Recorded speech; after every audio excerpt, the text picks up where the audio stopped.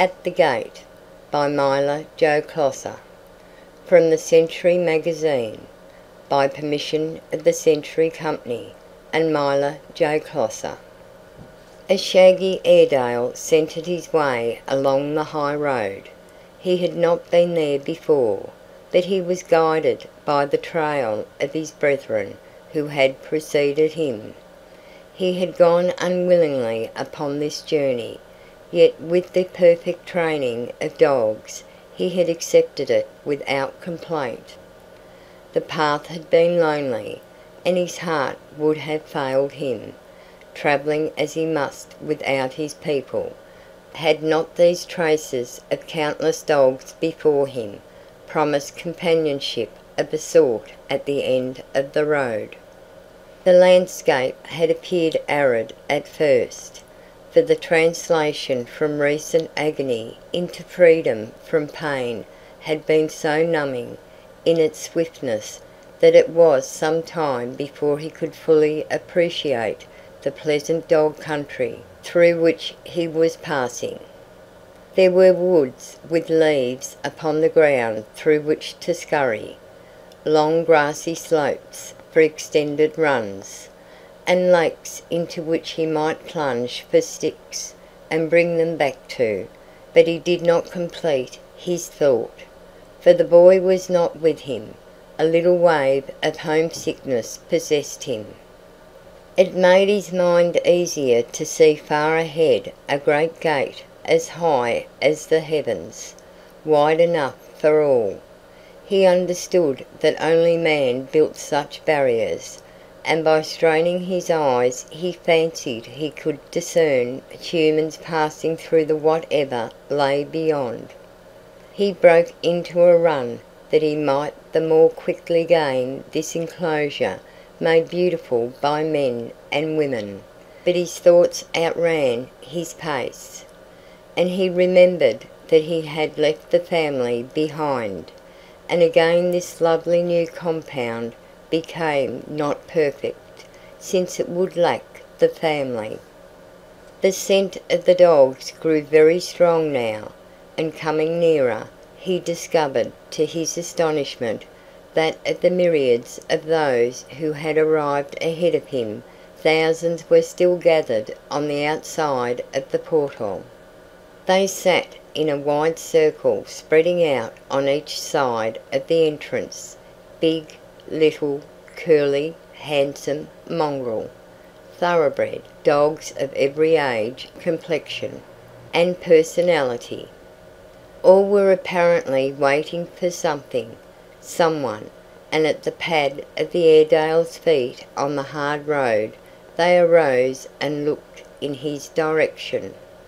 That the interest passed as soon as they discovered the newcomer to be a dog puzzled him. In his former dwelling place a four-footed brother was greeted with enthusiasm when he was a friend, with suspicious diplomacy when a stranger, and with sharp reproof when an enemy, but never had he been utterly ignored. He remembered something that he had read many times on great buildings with lofty entrances, "Dogs not admitted," the signs had said, and he feared this might be the reason for the waiting circle outside the gate. It might be that this noble portal stood as the dividing line between mere dogs and humans. But he had been a member of the family, romping with them in the living room, sitting at meals with them in the dining room, going upstairs at night with them, and the thought that he was to be kept out would be unendurable. He despised the passive dogs. They should be treating a barrier after the fashion of their old country, leaping against it, barking, and scratching the nicely painted door. He bounded up the last little hill to set them an example, for he was still full of the rebellion of the world. But he found no door to leap against. He could see beyond the entrance dear masses of people, yet no dog crossed the threshold. They continued in their patient ring, their gaze upon the winding road. He now advanced cautiously to examine the gate. It occurred to him that it must be fly time in this region, and he did not wish to make himself ridiculous before all these strangers by trying to bolt through an invisible mesh like the one that had baffled him when he was a little chap. Yet there were no screens, and despair entered his soul. What bitter punishment these poor beasts must have suffered before they learned to stay on this side the arch that led to human beings. What had they done on earth to merit this? Stolen bones troubled his conscience. Runaway days, sleeping in the best chair until the key clicked in the lock, these were sins. At that moment an English bull terrier, white, with liver-coloured spots and a jaunty manner, approached him, snuffling in a friendly way. No sooner had the bull terrier smelt his collar than he fell to expressing his joy at meeting him.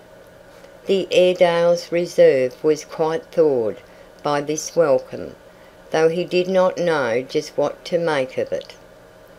"I know you, I know you!"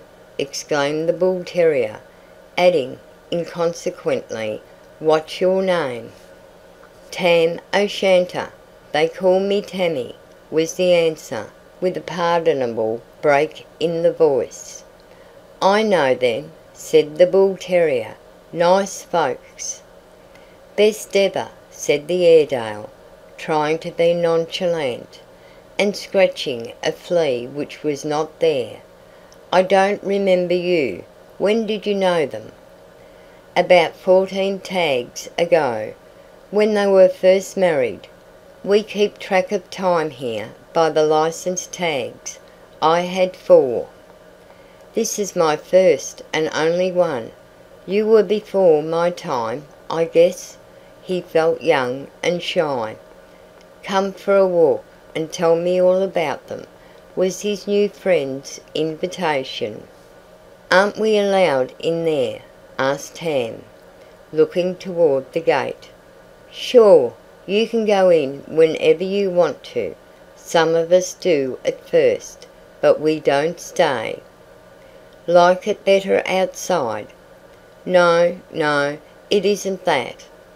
"Then why are all you fellows hanging around here? Any old dog can see it's better beyond the arch." "You see, we're waiting for our folks to come." The Airedale grasped it at once, and nodded understandingly. "I felt that way when I came along the road. It wouldn't be what it's supposed to be without them. It wouldn't be the perfect place." "Not to us," said the bull terrier. "Fine. I've stolen bones, but it must be that I have been forgiven, if I'm to see them here again. It's the great good place all right. But look here," he added, as a new thought struck him. "Do they wait for us?" The older inhabitant coughed in slight embarrassment. "The humans couldn't do that very well. It wouldn't be the thing to have them hang around outside for just a dog. Not dignified." "Quite right," agreed Tam. "I'm glad they go straight to their mansions. I'd hate to have them missing me as I am missing them," he sighed. "But then they wouldn't have to wait so long." "Oh well, they're getting on. Don't be discouraged," comforted the terrier. "And in the meantime it's like a big hotel in summer, watching the new arrivals. See, there is something doing now." All the dogs were aroused to excitement by a little figure making its way uncertainly up the last slope. Half of them started to meet it, crowding about in a loving, eager pack. "Look out!" Don't scare it," cautioned the older animals, while word was passed to those farthest from the gate. "Quick, quick! A baby's come!" Before they had entirely assembled, however, a gaunt yellow hound pushed through the crowd, gave one sniff at the small child, and with a yelp of joy crouched at its feet. The baby embraced the hound in recognition, and the two moved toward the gate. Just outside the hound stopped to speak to an aristocratic St. Bernard who had been friendly. "Sorry to leave you, old fellow," he said, "but I'm going in to watch over the kid. You see, I'm all she has up here." The bull terrier looked at the Airedale for appreciation. "That's the way we do it," he said proudly. "Yes, but—" The Airedale put his head on one side in perplexity. "Yes, but what?" asked the guide. "The dogs that don't have any people. The nobodies. Dogs. That's the best of all. Oh, everything is thought out here. Crouch down. You must be tired. And watch," said the bull terrier. Soon they spied another small form making the turn in the road.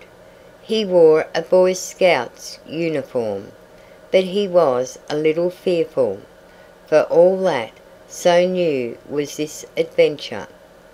The dogs rose again and snuffled, but the better groomed of the circle held back, and in their place a pack of odds and ends of the company ran down to meet him.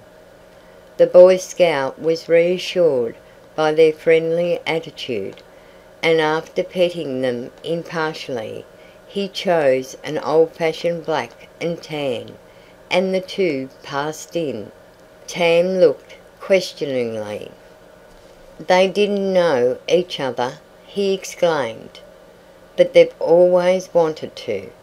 That's one of the boys who used to beg for a dog, but his father wouldn't let him have one, so all our strays wait for just such little fellows to come along.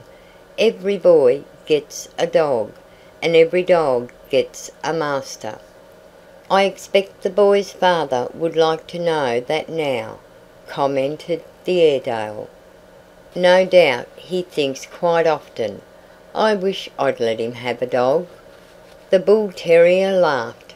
"You're pretty near the earth yet, aren't you?" Tam admitted it. "I've a lot of sympathy with fathers and with boys, having them both in the family, and a mother as well." The bull terrier leaped up in astonishment. "You don't mean to say they keep a boy?" "Sure, greatest boy on earth. 10 this year." "Well, well, this is news. I wish they'd kept a boy when I was there." The Airedale looked at his new friend intently. "See here, who are you?" he demanded. But the other hurried on. "I used to run away from them just to play with a boy. They'd punish me, and I always wanted to tell them it was their fault for not getting one." "Who are you, anyway?" repeated Tam, "talking all this interest in me, too. Whose dog were you?" "You've already guessed. I see it in your quivering snout.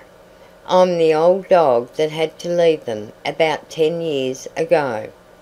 "Their old dog Bully?" "Yes, I'm Bully." They nosed each other with deeper affection, then strolled about the glades shoulder to shoulder. Bully the more eagerly pressed for news. "Tell me, how are they getting along?" "Very well indeed. They're paid for the house." I suppose you occupy the kennel?" "No, they said they couldn't stand it to see another dog in your old place." Bully stopped to howl gently. "That touches me. It's generous in you to tell it. To think they miss me." For a little while they went on in silence, but as evening fell, and the light from the golden streets inside of the city gave the only glow to the scene, Bully grew nervous and suggested that they go back. "We can't see so well at night, and I like to be pretty close to the path, especially toward morning," Tam assented. "And I will point them out. You might not know them just at first." "Oh, we know them. Sometimes the babies have so grown up they're rather hazy in their recollection of how we look. They think we're bigger than we are, but you can't fool us dogs." "It's understood," Tam cunningly arranged, "that when he or she arrives you'll sort of make them feel at home while I wait for the boy." "That's the best plan," assented Bully kindly. "And if by any chance the little fellow should come first, there's been a lot of them this summer, of course you'll introduce me?" "I shall be proud to do it." And so with muzzles sunk between their paws, and with their eyes straining down the pilgrim's road, they wait outside the gate. End of At the Gate. End of section 11 of Famous Modern Ghost Stories.